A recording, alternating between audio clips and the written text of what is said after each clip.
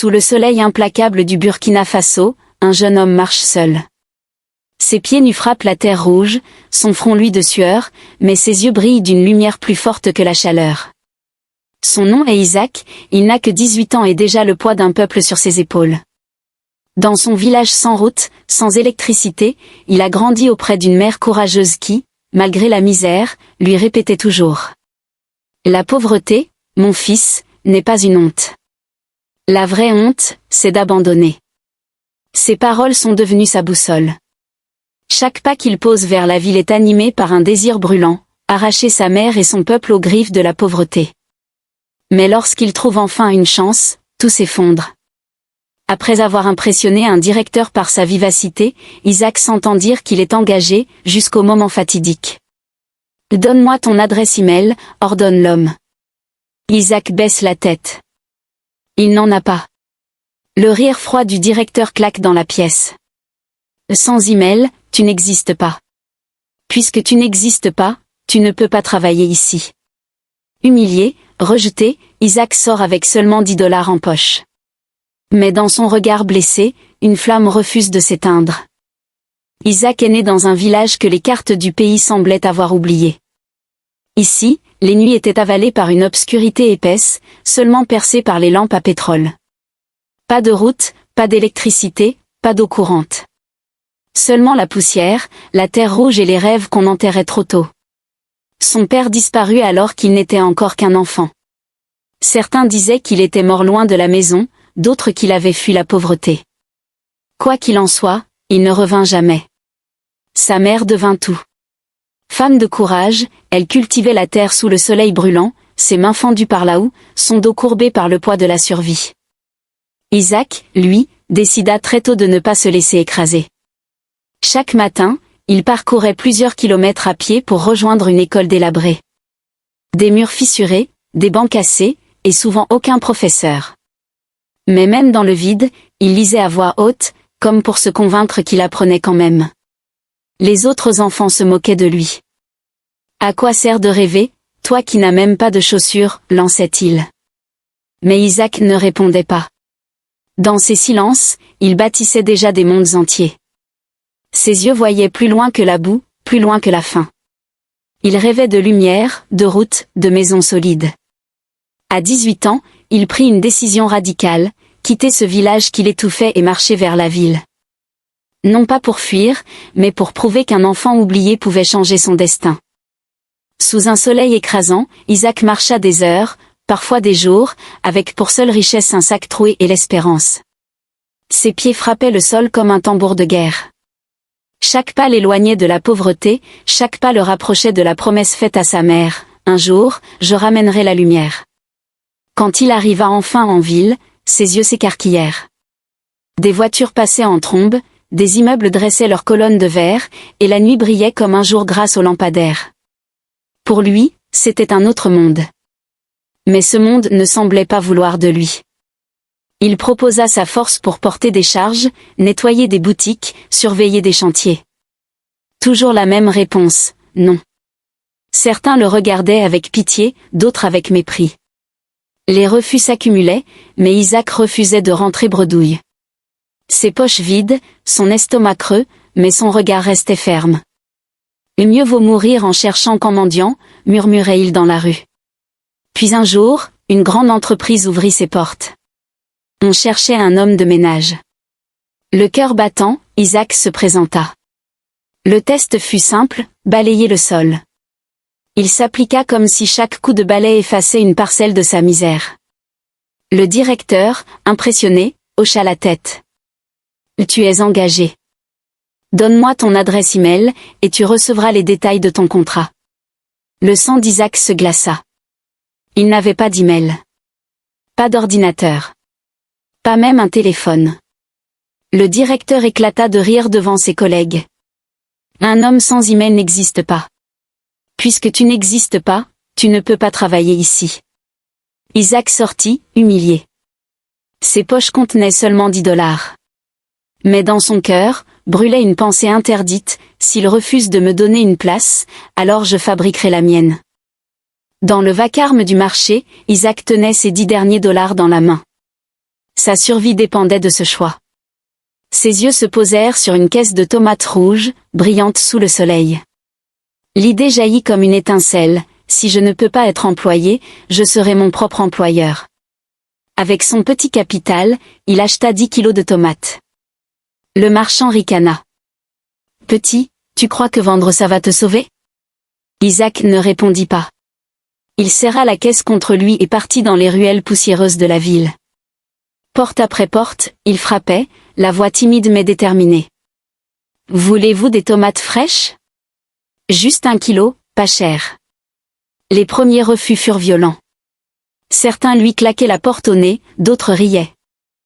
Toi, le villageois, tu veux nous apprendre le commerce? La sueur collait sa chemise, ses bras tremblaient sous le poids de la caisse, mais il continua. Même si je dois vendre une seule tomate, je ne rentrerai pas les mains vides, se répétait-il. Puis vint sa première victoire, une femme âgée acheta 1 kilo. Quelques instants plus tard, une autre en prit 2. Chaque pièce tombant dans sa main résonnait comme une cloche d'espérance. En moins de 2 heures, il avait tout vendu. Son cœur battait fort. Ses 10 dollars étaient devenus 20. Pour la première fois, Isaac comprit une vérité simple mais puissante. Même sans rien, il pouvait créer sa propre chance. Le soir, épuisé mais heureux, il serra son argent comme un trésor. Le lendemain, il retourna au marché, décidé à recommencer. Car désormais, il savait, sa dignité ne viendrait pas d'un contrat, mais de sa persévérance. Chaque matin, Isaac se levait avant l'aube, les yeux brûlants de fatigue mais le cœur gonflé de rêve. Sa petite caisse de tomates était devenue sa fierté. Mais au fond de lui, une voix répétait, ce n'est que le commencement. Avec ses premiers bénéfices, il acheta une charrette. Tirée par un vieil âne, elle grinçait dans les ruelles poussiéreuses. Les passants se moquaient. Voilà le grand commerçant du village. Isaac ne répondait jamais. Il savait que chaque moquerie était un pas vers son triomphe. Peu après, la charrette fut remplacée par un vieux camion, cabossé mais solide. Puis un deuxième, un troisième, bientôt, une petite flotte de véhicules s'alignait, portant son nom-peint à la main. La réussite attira les regards. Les commerçants commencèrent à le respecter, certains à l'envier. La nuit, pendant que la ville dormait, Isaac passait des heures à planifier ses livraisons, calculer ses marges, imaginer de nouvelles routes d'approvisionnement. Sa lampe à pétrole tremblait sur ses cahiers tachés d'encre, mais ses idées brillaient plus fort que la lumière. Rien ne fut facile. Les concurrents tentèrent de l'étouffer, fausses rumeurs, sabotage, trahison de proches collaborateurs. Certains voulaient acheter son silence, d'autres espéraient le ruiner. Mais Isaac avançait, imperturbable. Sa mère lui avait appris une leçon qu'il répétait toujours, le vent souffle fort sur les arbres qui portent des fruits. Alors il serrait les dents, redressait la tête et continuait à bâtir. En quelques années, le villageois pauvre devint l'un des plus grands distributeurs alimentaires de la région. Mais dans son regard brillait encore une flamme inassouvie. Sa réussite n'était qu'un marchepied. Car désormais, il ne rêvait plus seulement de survivre, il rêvait de transformer l'avenir. Isaac n'avait jamais oublié l'humiliation du directeur qui lui avait dit qu'il n'existait pas sans email. Alors, il fit de sa blessure une arme. Un jour, je créerai quelque chose qu'aucun directeur, qu'aucun empire ne pourra ignorer, se jurait-il. Avec ses économies, il embaucha des développeurs et lança Nova, une application unique, elle redistribuait les richesses, récompensait le travail réel, et offrait aux oubliés une place dans l'économie. Pour la première fois, les jeunes sans diplôme, les mères seules, les cultivateurs isolés pouvaient voir leurs efforts transformés en opportunités concrètes. L'Afrique entière vibra. Dans les rues, on chantait son nom. Et Nova. Nova. C'est notre justice numérique. Les journaux parlaient de révolution. Les jeunes s'imaginaient milliardaires, rêvant de jets privés et de villas. Isaac, invité aux conférences internationales, apparaissait dans des costumes taillés sur mesure. On l'applaudissait comme un prophète. Les grandes villes se disputaient sa présence, les caméras s'allumaient dès qu'il montait sur scène. Mais derrière les sourires, Isaac sentait une fissure. Le luxe commençait à l'avaler, dîners fastueux, fêtes interminables, honneurs qui flattaient son ego. Chaque toast au champagne lui rappelait la calebasse d'eau claire que sa mère lui tendait autrefois. Chaque villa luxueuse réveillait l'image de la petite case en terre battue où il avait grandi. « Suis-je encore celui que j'étais » murmurait-il parfois dans le silence de ses nuits d'hôtel. Un matin, face à l'écran de son ordinateur, il prit une décision radicale. Un clic, et Nova disparut. En un instant, il perdit ses scores, sa gloire et son empire numérique. Dans le silence qui suivit, il sentit un vide immense l'envahir, comme si une partie de lui s'était éteinte. Mais au fond de ce vide, une autre force se réveillait. La nuit où il supprima Nova, Isaac sombra dans un sommeil agité. Mais ce n'était pas un simple rêve. C'était un gouffre, une descente vers quelque chose de plus grand que lui. Il marchait dans une plaine obscure. Tout autour, le silence pesait comme une montagne. Soudain, une voix résonna. « Isaac. Isaac, mon fils. » C'était celle de sa mère. Douce, tremblante, pleine d'amour. Le jeune homme sentit son cœur bondir. Il se mit à courir. Chaque pas l'approchait, croyait-il, de ce timbre familier. Mais plus il avançait, plus la voix s'éloignait, comme avalée par les ténèbres. Isaac cria. « Maman. Attends-moi.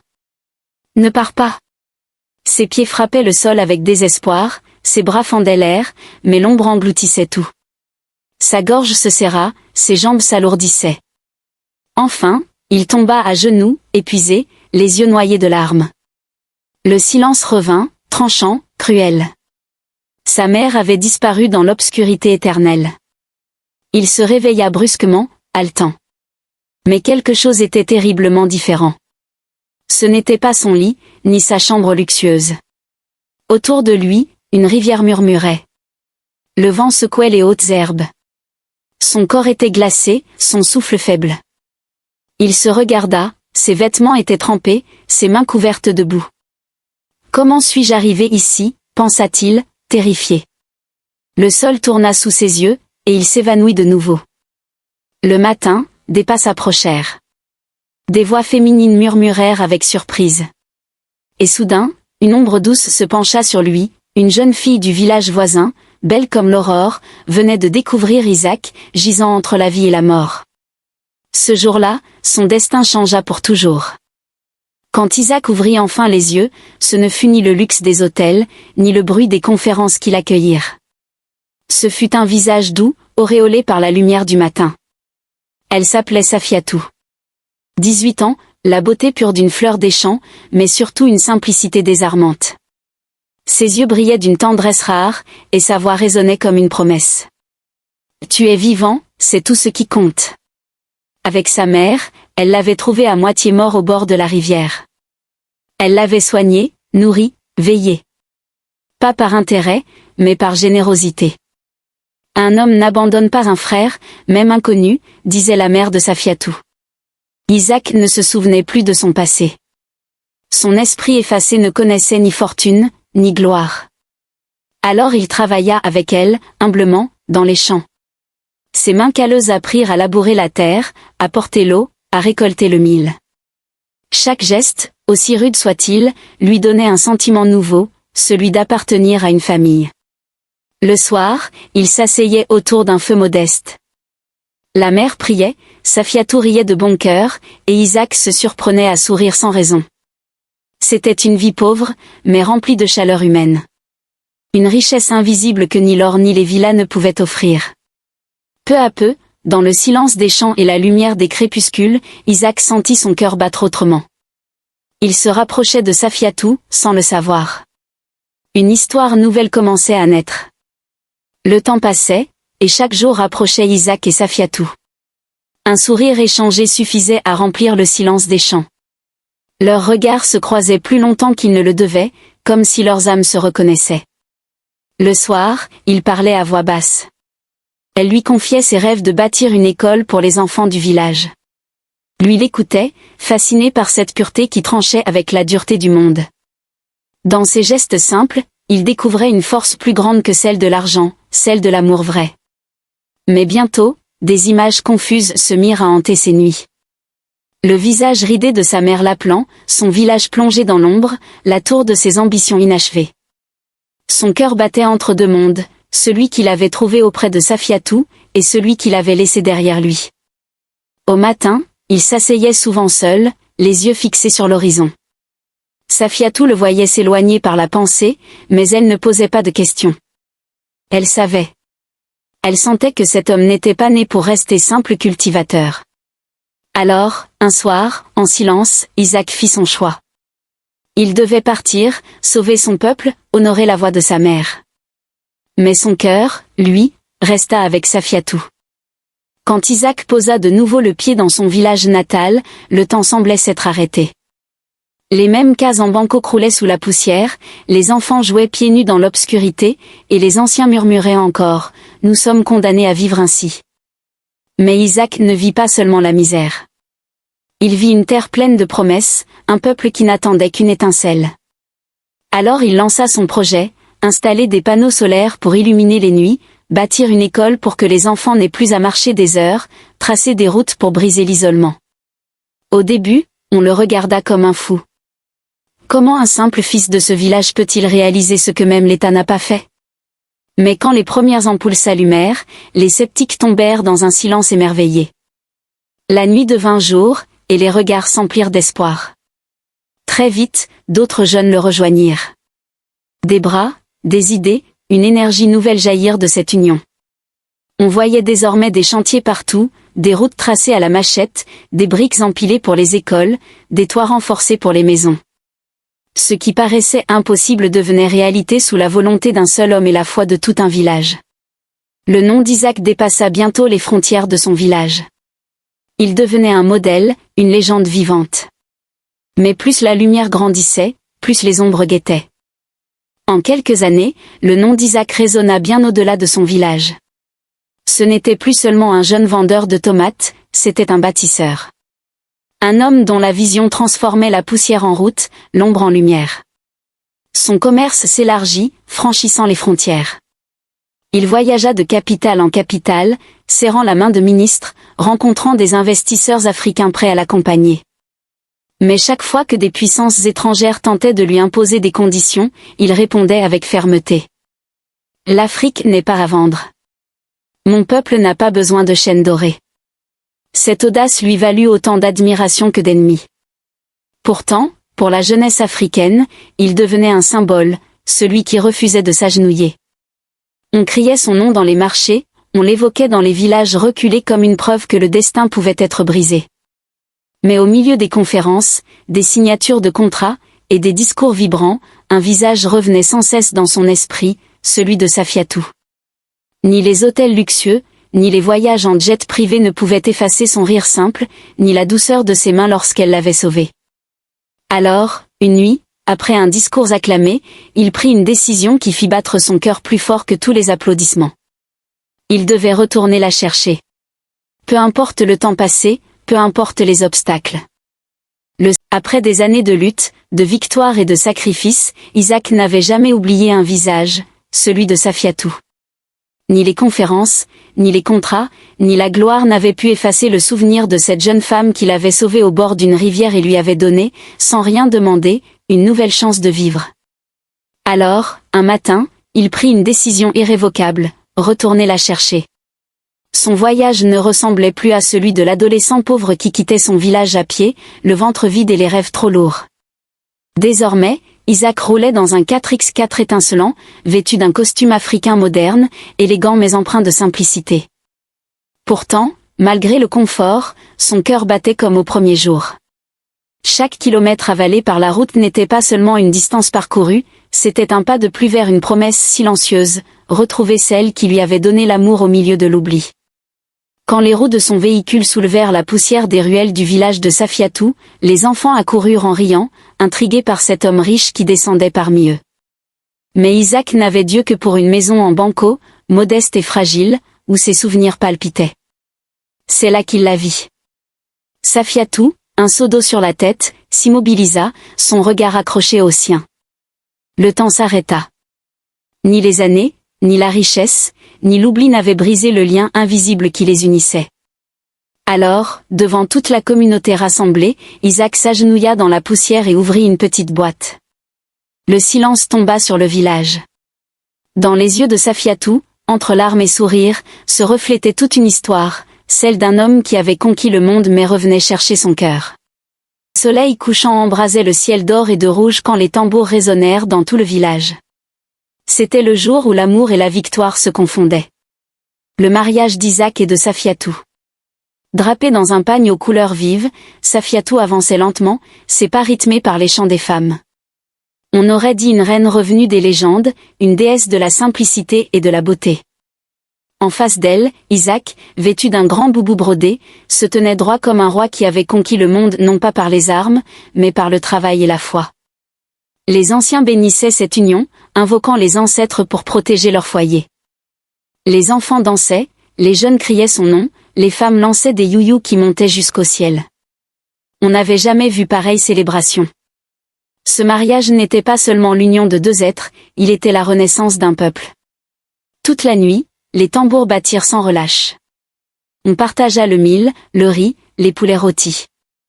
Les griots racontaient déjà l'histoire d'Isaac, le fils du village devenu le père d'une nation. Les flammes des feux illuminaient les visages en liesse, comme si le ciel lui-même dansait avec eux. Quand le silence revint peu à peu, Isaac se leva, son regard tourné vers Safiatou, puis vers la foule. Il s'apprêtait à parler, et chacun retenait son souffle. Car tout le monde savait que ces mots changeraient encore une fois leur destin. Un silence sacré enveloppa la place du village. Les tambours s'étaient tus, les rires s'étaient arrêtés. Tous les yeux étaient rivés sur Isaac, debout aux côtés de Safiatou, le regard brûlant d'une vérité à partager. Déclencheur. Il leva la main et commença d'une voix ferme. J'ai été rejeté parce que je n'avais pas d'email. On m'a dit que je n'existais pas. Alors, avec 10 $ en poche, j'ai vendu des tomates, sous le soleil, de porte en porte. On riait de moi, mais je continuais. Les murmures parcoururent la foule. Certains baissèrent les yeux, se reconnaissant dans son histoire. Réaction. J'ai bâti une entreprise qui nourrissait des milliers de familles. J'ai créé Nova, une application qui voulait rendre justice. Puis j'ai tout perdu, j'ai erré sans mémoire, recueilli par des cœurs généreux. Mais de cette chute est née une mission, bâtir un avenir pour nous, ici, sur notre terre. Sa voix tremblait, mais ses mots résonnaient comme des coups de tonnerre. Il marqua une pause, fixant le ciel embrasé par les torchers. Mes frères et sœurs, retenez ceci, l'Afrique n'a pas besoin de permission pour exister. Nous n'avons pas besoin qu'on nous dise qui nous sommes. Nous sommes la lumière de demain, et nous seuls écrirons notre destin. Les applaudissements éclatèrent comme une vague. Les anciens hochèrent la tête, les jeunes levèrent leurs poings, les femmes pleuraient de fierté. Ce soir-là, ce n'était plus seulement le village qui l'écoutait. C'était toute l'Afrique. Et chacun savait qu'un nouveau chapitre venait de s'ouvrir. Le discours d'Isaac franchit les limites du village comme une étincelle portée par le vent. D'abord relayé par les griots, il se transmit ensuite de bouche en bouche, puis traversa les ondes des radios locales, jusqu'à atteindre les écrans des grandes villes africaines. Les journalistes parlèrent d'un moment historique. Le fils d'un village oublié réveille l'Afrique endormie, titra un grand quotidien. Partout, des jeunes se levaient avec une idée claire, si Isaac l'avait fait, eux aussi pouvaient bâtir, créer, inventer. Dans les universités, son discours devenait un texte d'étude. Dans les marchés, on répétait ses phrases comme des proverbes. Dans les villages reculés, on murmurait son nom comme une prière d'espoir. Isaac n'était plus seulement un homme, il devenait un symbole. De Dakar à Nairobi, de Ouagadougou à Johannesburg, une même fièvre s'installait, construire avec leurs propres mains, refuser l'asservissement, croire en leur talent. Les routes se traçaient, les écoles se remplissaient, les entreprises locales prenaient vie. L'Afrique découvrait qu'elle pouvait s'élever sans permission. Et au centre de ce souffle nouveau, il y avait Isaac. Non plus comme un simple commerçant ou un bâtisseur, mais comme l'incarnation d'une renaissance africaine. Une ère venait de s'ouvrir, et le monde entier commençait à tendre l'oreille. Le temps avait passé, mais l'histoire d'Isaac et Safiatou n'était pas celle d'un simple couple uni par l'amour. Leur union était devenue une métaphore vivante, une incarnation d'espoir pour tout un peuple. Quand ils marchaient côte à côte dans les ruelles de leur village transformé, on ne voyait pas seulement deux époux. On voyait la victoire du courage sur la résignation, de la persévérance sur l'humiliation. Le village d'autrefois, plongé dans les ténèbres et la misère, n'existait plus. Les routes reliaient désormais les hameaux, permettant aux commerçants de voyager et d'échanger. Les écoles s'élevaient, pleines de rires d'enfants qui apprenaient à lire et à rêver au-delà des limites imposées par l'histoire. Un hôpital avait ouvert ses portes, où les mères pouvaient donner la vie sans craindre la mort. L'électricité illuminait chaque maison, et les nuits n'étaient plus synonymes de peur, mais de promesses. Partout, les habitants murmuraient, c'est Isaac qui a ramené la lumière. Mais lui ne se considérait pas comme un héros. Il répétait souvent, je ne suis qu'un fils de ce sol. Ce que j'ai fait, chacun d'entre vous peut le faire. Ce message résonnait dans les cœurs. La dignité n'est pas un cadeau que l'on attend, c'est une œuvre que l'on bâtit pierre après pierre, goutte après goutte, sueur après sueur. Les jeunes du continent l'avaient compris. Inspirés par son exemple, ils osaient créer leurs propres entreprises, inventer, cultiver, bâtir sans attendre que des mains étrangères viennent tracer leur avenir.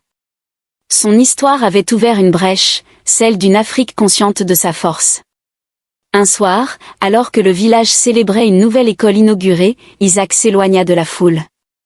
Il leva les yeux vers le ciel. Les étoiles scintillaient, libres, immenses, comme des promesses infinies. Safiatou le rejoignit, et dans le silence complice qui les unissait, il murmura. « Regarde, l'Afrique écrit enfin son histoire avec sa propre plume. » Ce fut là l'image ultime, un homme et une femme, deux âmes liées, contemplant le ciel comme on contemple l'avenir. Non plus dans l'attente, mais dans la certitude. Car désormais, l'Afrique ne pliait plus. Elle se tenait debout, fière, prête à écrire chaque chapitre de sa grandeur retrouvée.